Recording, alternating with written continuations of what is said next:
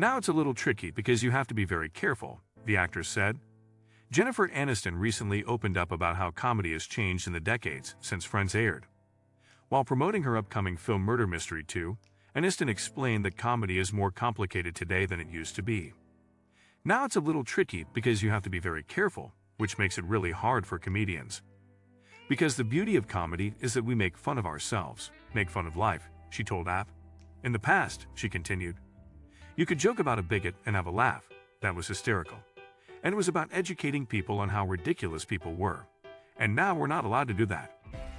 The actress then switched her focus to Friends specifically, pointing out that when the show was airing in the 1990s, it was funny and people looked past some of the potentially more controversial takes the sitcom had.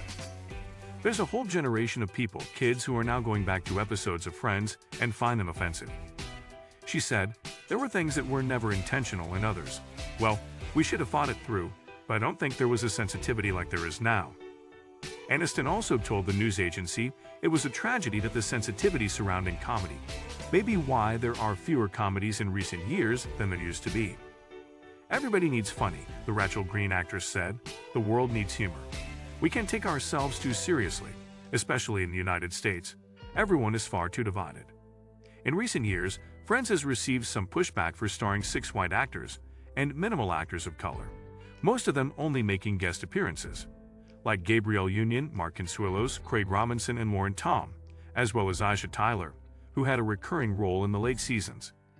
In an interview tied to Friends, The Reunion, creators Marta Kaufman and David Crane, as well as exec producer/director Kevin Bright, spoke to The Hollywood Reporter about things they'd do differently if the show were made today. There are probably 100 things I would have done differently, Kaufman said. I've talked about it in the past. And I do have very strong feelings about my participation in the system, but it comes down to I didn't know what I didn't know.